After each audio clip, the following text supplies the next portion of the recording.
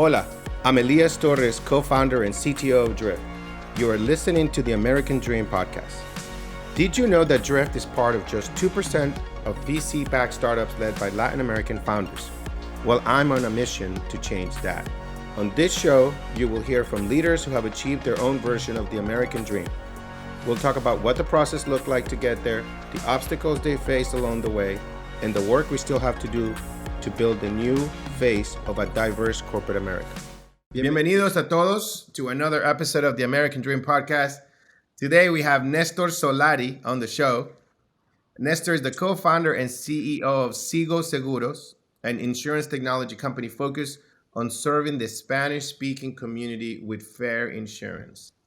The son of Uruguayan immigrants, Nestor witnessed his own family struggle to get insurance in the United States, and it's largely why he's dedicated his career to helping underserved communities. Today, we're going to learn more about his mission. Nestor, thank you so much for joining me on the show. Thanks for having me, Elias. Excited to be here. What was this story, this pivotal moment, that triggered you to start this company and go into this mission? I want to talk about that. Yeah, let's start there. I mean, triggered is the right word. And so I'm not an insurance guy by training. I spent my whole career in finance. I had a kind of tangential knowledge of insurance, but my first kind of encounter with how difficult it was for some people in our community to get access to auto insurance was when my tia Silvia, my aunt, asked me for help with their budget. She said, "Hey, looking to cut some expenses. Can you take a look and see if anything jumps out?" And what jumped out at me was that there were several charges that month for her auto insurance.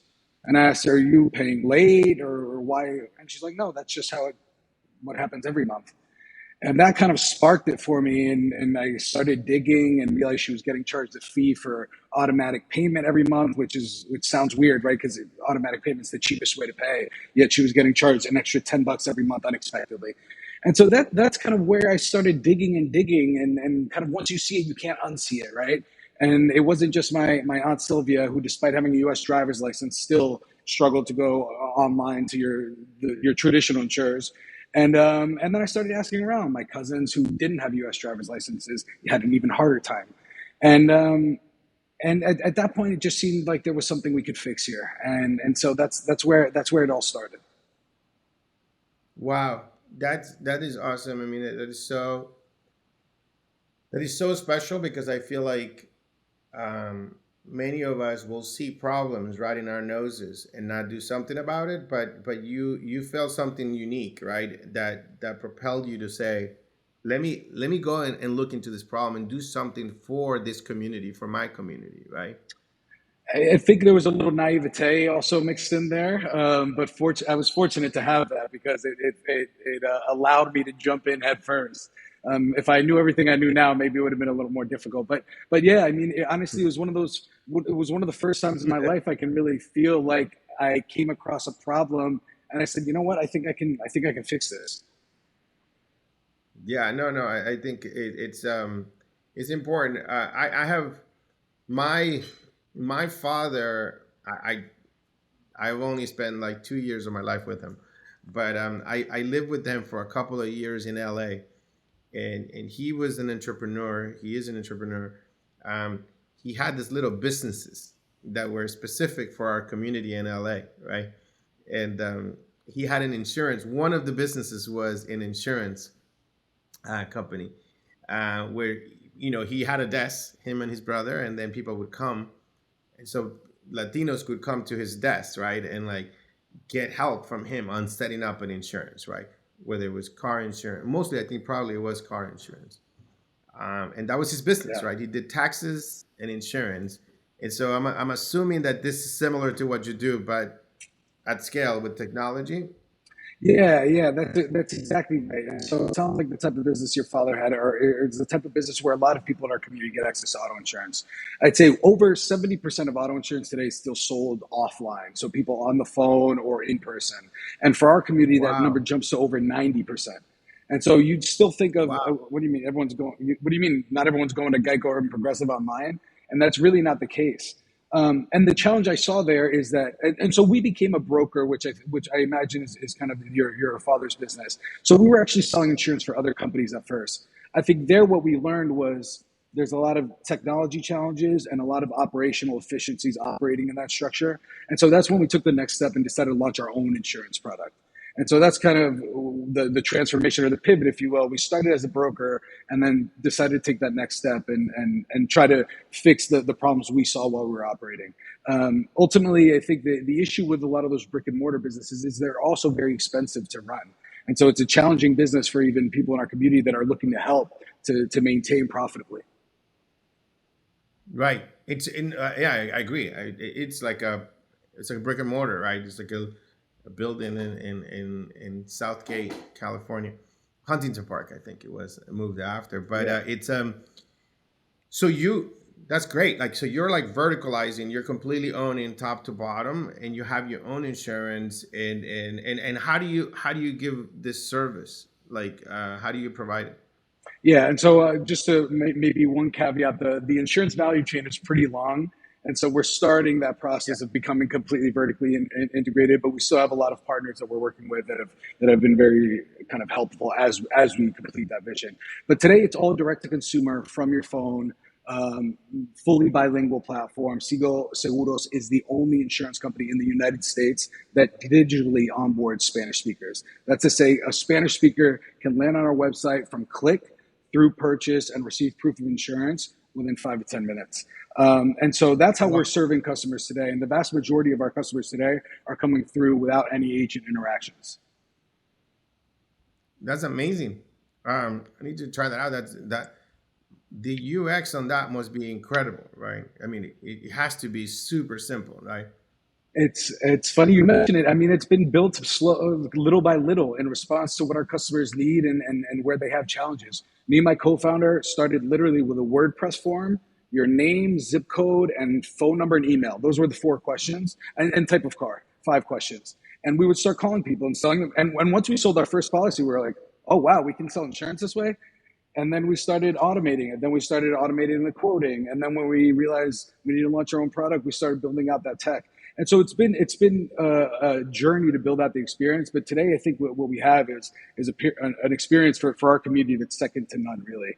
And I think there's still a lot more to build because right now the onboarding experience is pleasant, but there's still a lot of tools that we want to build to help our customers manage their insurance and their financial well being. Oh, absolutely. Yeah, the work is never done, 1,000%. But it's still like you have something, right? That I love what you just said, right? It's like people always ask me like, well, how do I start a company, right? And it's like, well, you just started. That's what you did, right? It's like you put up a WordPress form, you asked for four things, and you called them, right? And so that is the essence of entrepreneurship, right? That scrappiness to be like, okay, I'm just gonna start with this instead of being like, well, I need a lot of money, I need to solve this whole problem, I need to have a lot of teams. I advise companies right now. There's a company I'm advising that is like about 25 people, has so many engineers, zero revenue, right? And it's been around for a couple of years, right? And it's like Right. you got to get to it, right? And so that's the thing that I love about a Latino that understands the hustle, like you. So were you born here or you were born in Uruguay? No, I was born and raised here in northern New Jersey, so I'm calling in from Jersey City. I was born and raised not too far from here. I moved to Uruguay basically almost an adult, and that's maybe a longer story. But moved back with my family after graduating high school.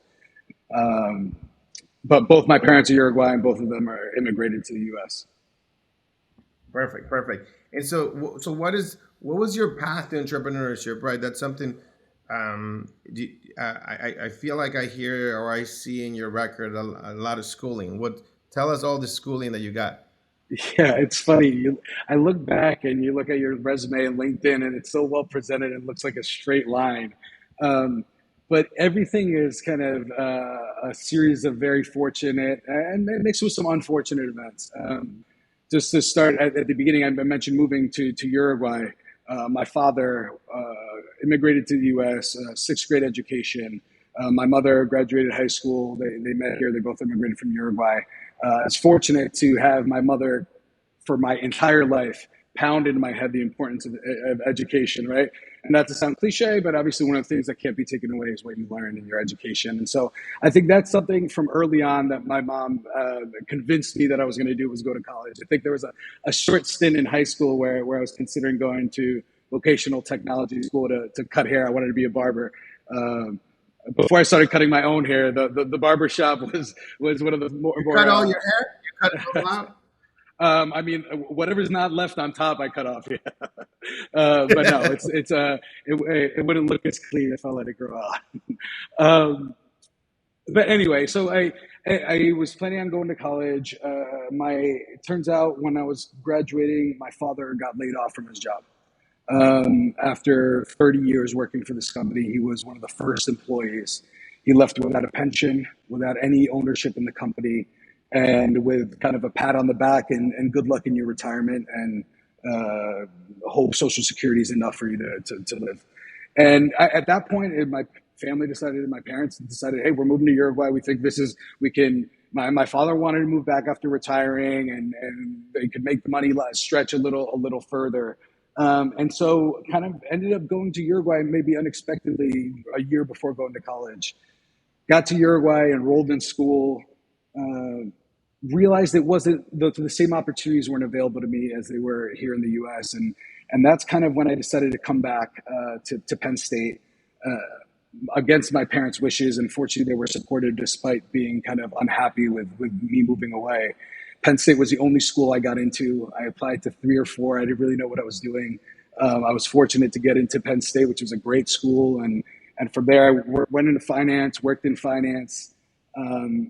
And at the time I was applying for business school as a result of working with, so a lot of my mentors and people, my colleagues that I respected a lot were applying for graduate school. And I think that was the impetus for me to apply to grad school, as a lot of people I respected went there. I think there was a lot of personal growth that I experienced, which I really appreciated it. But I went to business school with the idea for Sigo. I didn't explore anything else. I never considered starting any other companies. I never considered getting another job. I went there with the sole purpose of starting Sigo because this kind of, right before I got to business school, I stumbled across this with my aunt. And so maybe a little zigzag. Yeah. No, that's awesome. Yeah, people wanna hear the story, right? And everybody thinks like this, direct path of how you became something.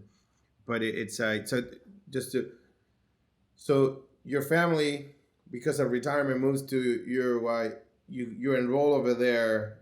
It's not what you think it is. You realize that it might not work out. You come to Penn State, then you work, and then you go to your master's program. But you already decided you're going to start a business.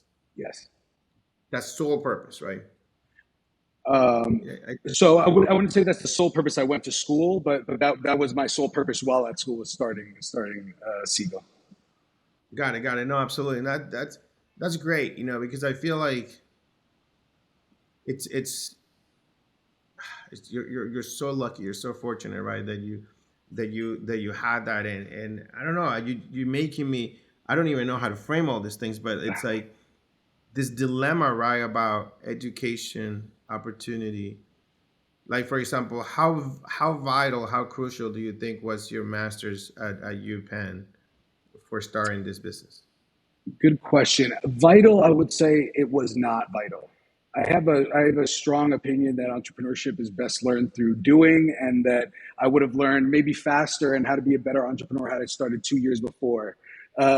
With that said, it was a fantastic experience. I learned a lot. I grew a lot personally and professionally. I think I grew a lot as a manager. I think it made me a better manager of people, which might have been a little more difficult to understand, to do in a small company.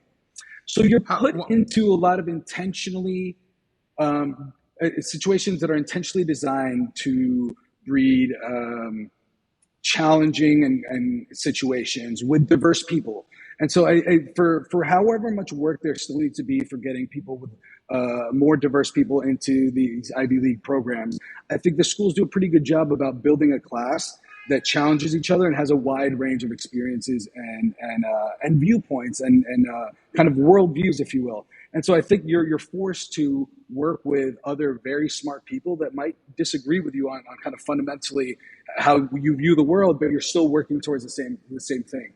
And so I think that really helped me step outside of myself a little bit and think about kind of what these interactions with other people kind of what the goal of our interactions are. And I'd say all that was a lot of it kind of forced a lot of personal growth as well, which I appreciated. And so while I wouldn't say it was vital, I would say it was helpful. And beyond that, obviously opportunities to get some grant funding, opportunities to pitch your story over and over to a lot of smart people, get in front of investors. I think hands down, business school would have been worth it just because I met my co-founder there. I met my co-founder there Got on the first day.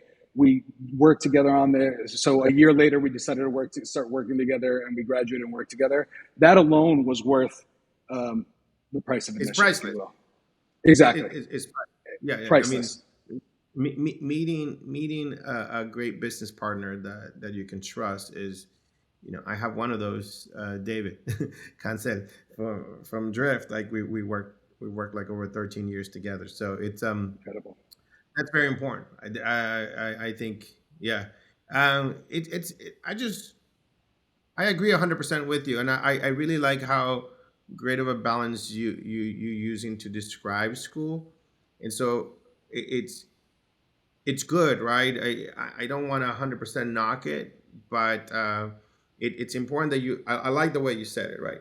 So one, I think I don't know what I'm gonna put words in your mouth, but I Yeah. feel like as Latinos, we need confidence, right, to be in the workplace, right? Even though you luckily you are, I would think you might be, you can create an environment that is more Latino, right, because of the community that you serve.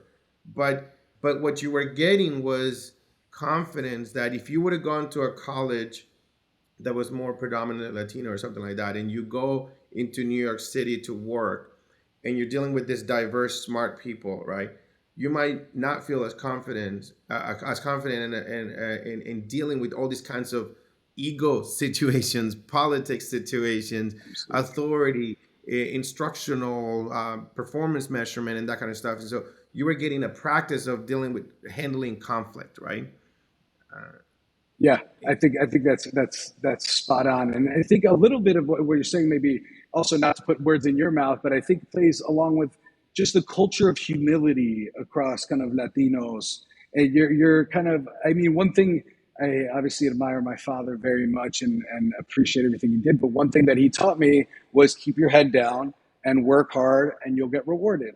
And I think as I've grown up, I strongly disagree. I think the squeaky wheel gets the grease, and I think it's important for other people in our community to see our success. And I know you feel I know you feel a certain way about being called an influencer and being out there, but I think having to put ourselves out there or putting ourselves out there is essential. So again, yeah, so other people see us and know kind of, oh, there's not one way to do this. There's a million different ways to skin the cat, and maybe they can hear a similar story, because for how diverse our experiences are, it's funny. I was listening to your podcast with Samara and with Lolita, and it's funny.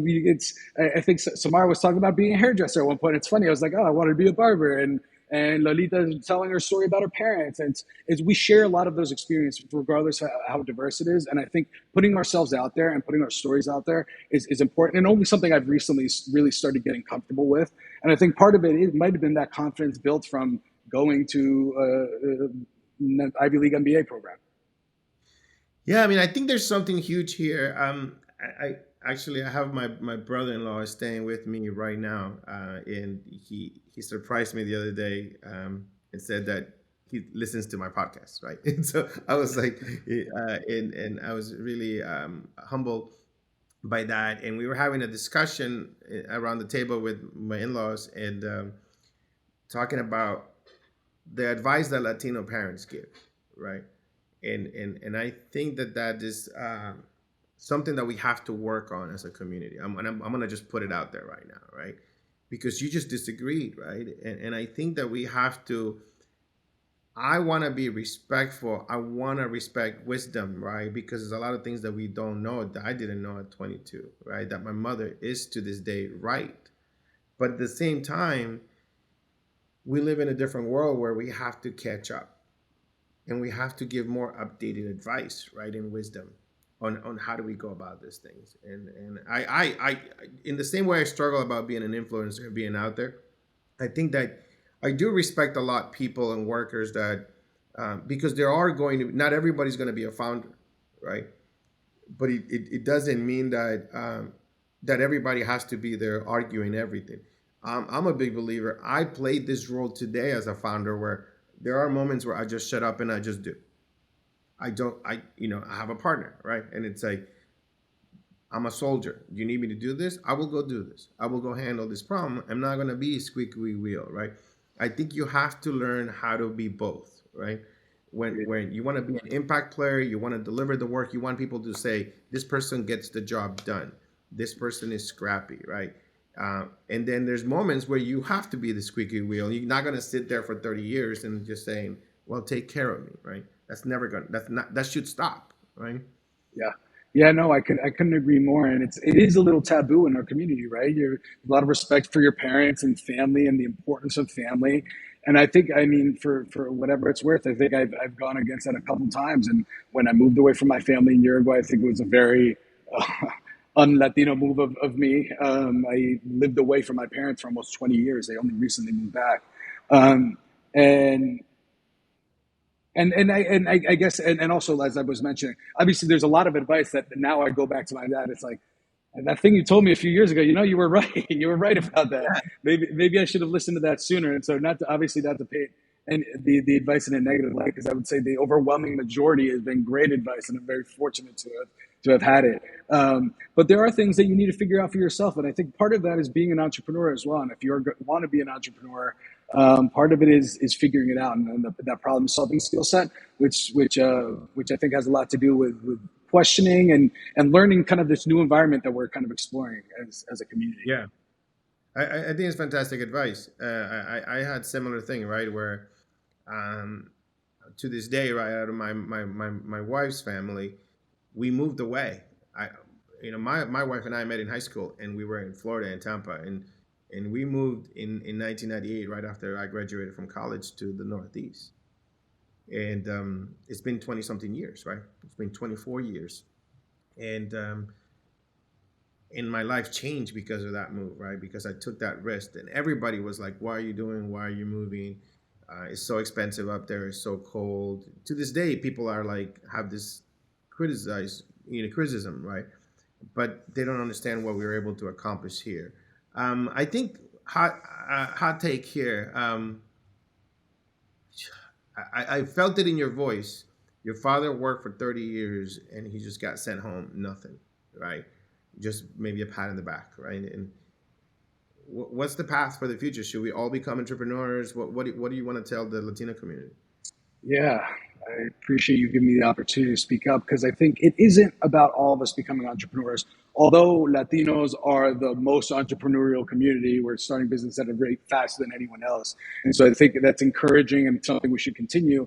But I don't think everyone needs to feel like they need to be an entrepreneur. I think part of it is building community, building opportunities and jobs for our community, companies for our community, where we take care of each other, but also kind of bringing these issues to light, right? I think if my father at that time had a mentor, maybe he could have found another startup building janitorial services company to go join and spend 20 years at there, where he might have gotten 1% and gotten paid out at the multi-million-dollar exit that they had, right? And I think maybe it comes down to maybe just more information for our community, more mentorship of each other, and more real mentorship, right? More telling people how it is, which I found that in terms of entrepreneurship, it tends to be only other founders that tell founders how it is really, and it's really tough to get a straight answer. I think that's something we owe to each other.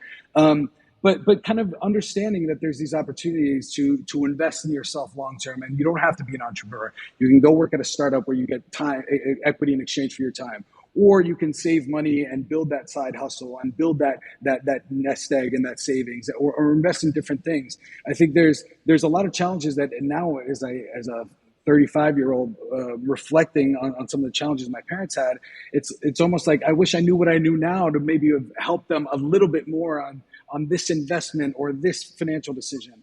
And I think that's what it comes down to. So while I encourage entrepreneurship and think it's fantastic that our community is starting business at such a fast rate, I don't want to put out there that everyone has to become an entrepreneur, because I think there's a lot of different ways to build security for yourself and your family. And I think it's just about knowing that those opportunities are out there and working for them. I love what you're saying about the wide range of entrepreneurship and advice that we can give to Latinos, right? That it might not be entrepreneurship, but it might be owning their own home. It might be even having a little rental home, right? Rental unit. It could be a small side hustle that complements their income. And those are all forms of entrepreneurship, right? But that Absolutely.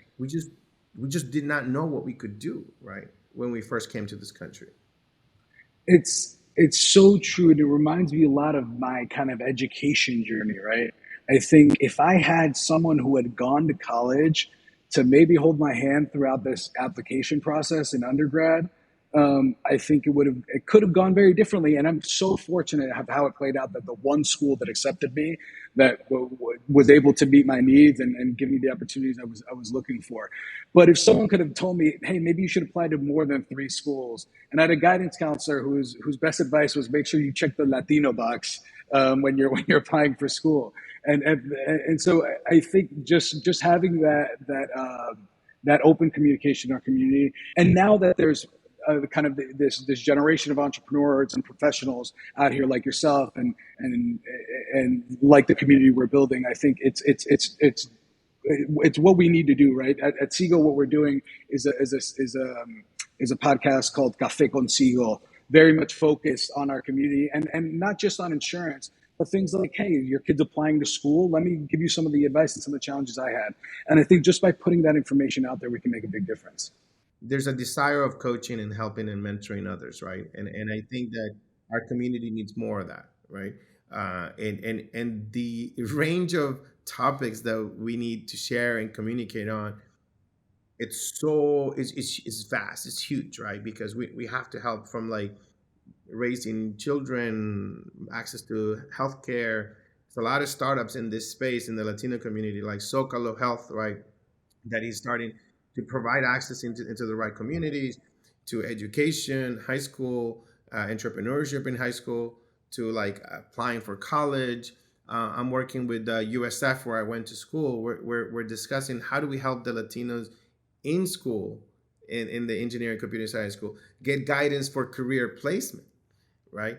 Because they don't have it, right? There is none being provided, and they don't end up with the best jobs that they could get, right? And so we need advice and information throughout the entire life cycle, right? Yeah, I think that's right, and there's organizations out there that can provide a lot of this help, and that honestly most of our community just don't know about. And it's funny. I remember when I came across Sponsors for Educational Opportunity (SEO), which was a program I did in undergrad, which was super helpful for getting me ready for the professional world. That's a game change. That was a clear before and after moment in my life, in terms of kind of how eye opening the opportunities in front of us were. And similar at MLT, Management Leadership for Tomorrow, and the preparation for business school applications. I think there's a lot of opportunities that we can take advantage of, and just talking to each other and telling each other is a big part of it. It's funny because I never heard about SEO until recently, right? And I think I've interviewed three like SEO people already, right? And what a great organization, right? Because what I can see is the fruit of it, right? Is that they've been inspired to educate, to get the right jobs, and to become entrepreneurs, right? And it's fascinating. I used one called Inroads. That Yeah, was you heard about it? I'm familiar with Inroads. Great program. Yeah, I couldn't get a job. I couldn't get into it, but I'm a fan as well. But you got into SEO. So Yeah, that is yeah, wonderful. So I think that'll be another piece of advice that people need to catch on, right?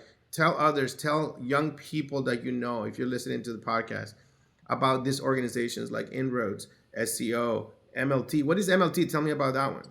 So MLT's organization called Management Leadership for Tomorrow. Similar to SEO, it has a couple different programs. One of their main programs is their career prep program, which helps diverse individuals find jobs in corporate America, similar to SEO and Inroads. They also have a graduate school program, which is a program I actually went through in preparation for applying for business school. And there you get mentorship and guidance, and you research the different schools, and you visit different schools, and you speak to people that have gone through their MBA. And I think that guidance was also valuable. And so that's kind of the MLT program. And a lot of my network from New York, a lot of the diverse Latino and Black professionals that I've still kept in touch with, I've met through those programs. I learned of Drift through Terrence, who's been a good friend of mine since SEO days, so over a decade now. Oh wow, yeah, Terrence. Did you see? It's just we have a very small network, and the goal is that we need to expand it, right, and create and go and in fact and create a network. So I think that that's an important thing.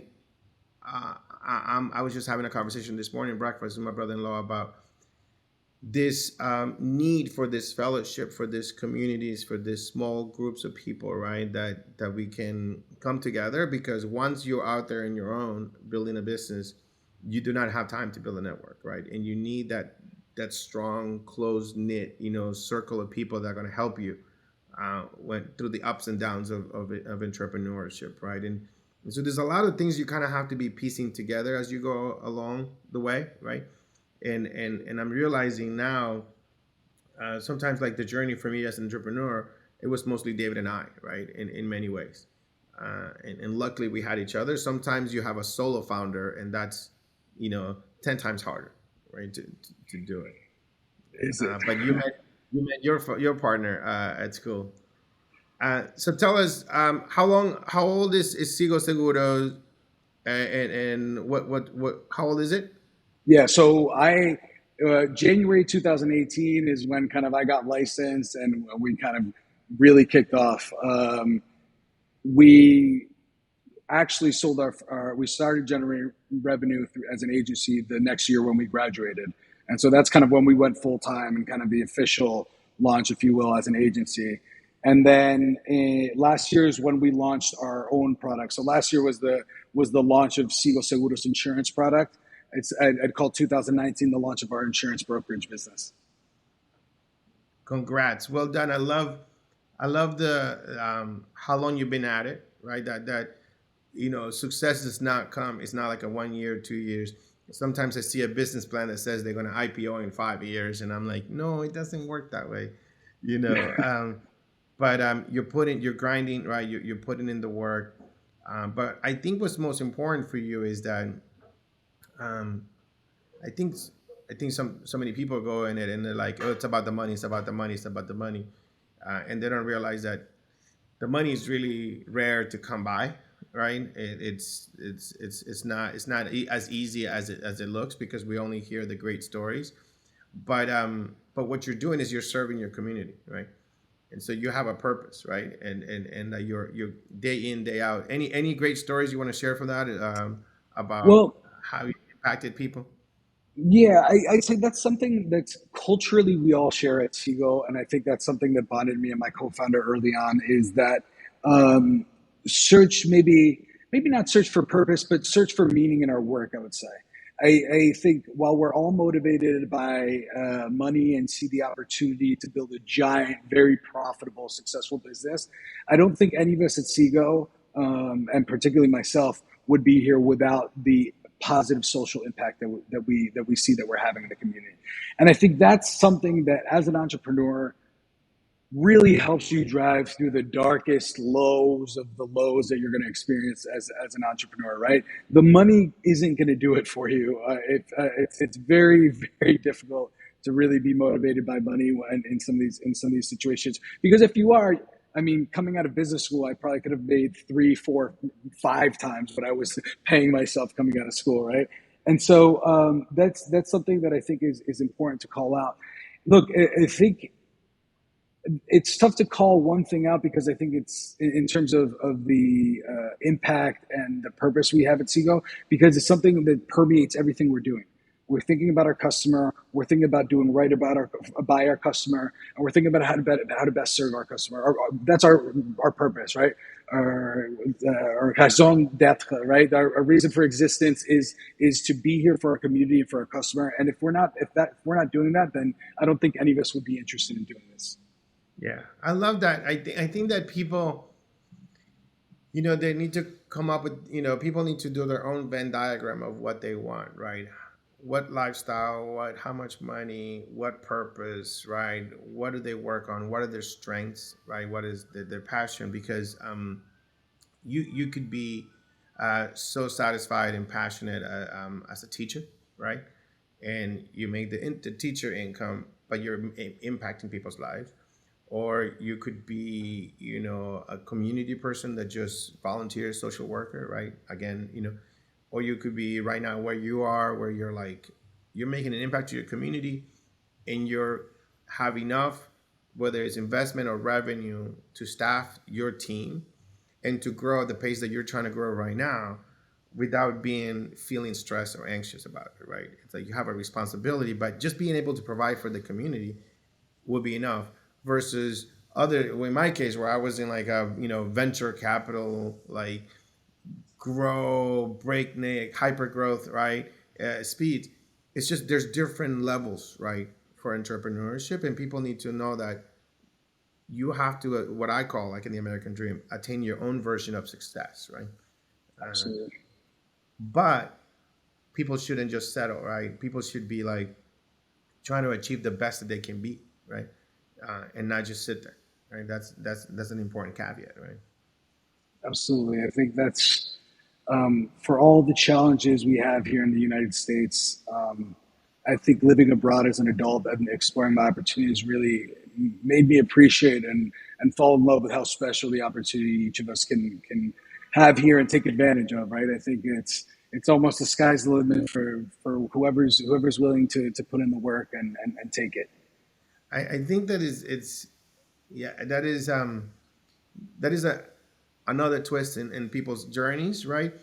I came and I saw what the opportunities were in my country, right? So like I came in like this, appreciating going to USF, getting a scholarship, getting $200 extra a semester. I was like, wow, I'm getting paid. I got like $200 extra, And for me, $200 was a lot because I worked at the grocery store, and so like, I was making $5.10 at Albertson. So like, $200 net on a check was like a big deal. And so like, you went somewhere else, right? You went to Uruguay, and you might not have not appreciated university, right, and the options you had here had you not gone, right, and see them. Yeah, I can't imagine. Look, I took a year and a half living in Uruguay before I came back to school to go to Penn State. I can imagine how different my experience would have been if I had just landed directly out of high school at Penn State, separated from my family. I mean, I think that year and a half or whatever, or maybe it was just the time to think and kind of see what my friends and other people I knew were doing. But I know I got to Penn State and it was, I want to get a job on Wall Street. And I got two jobs my first month, and I got a third job the next month. And I worked three jobs Yeah. for most of my time at Penn State. And I said, I'm not. This isn't going to get squandered. I felt very fortunate after that experience. I think that's I love that. I love that saying. It's like when I was in Nicaragua, like I was kind of locked in, because I had no visa, no green card, in a communist country and no money. As a teenager, I was like, what? There's no way out for me.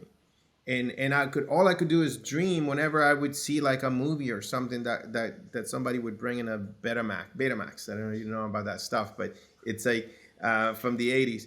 And it would be like, but you said something amazing, right? You lived so close. You could see Wall Street from the street in Jersey, right? And like you had that in there and you didn't appreciate it until you went to the other side of the world, right? And be like, well, now I'm coming back. I know that place. I know where it is. I can walk there and get a job if I need to, right?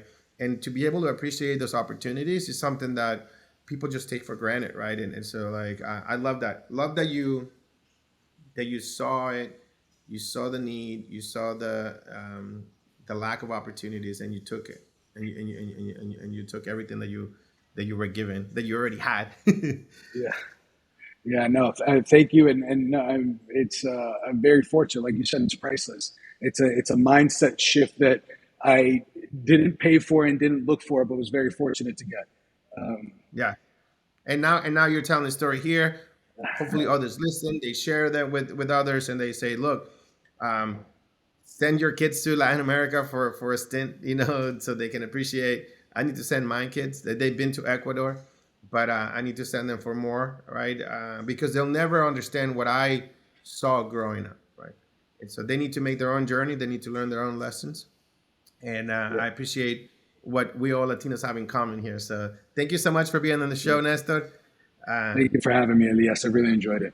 Thanks for listening to the American Dream Podcast. Make sure to hit subscribe so you never miss when a new episode drops. If you like this episode, please leave a 6-star review wherever you listen to your podcast. And if you're interested in learning more about my American Dream mission, subscribe to my newsletter linked in the show notes.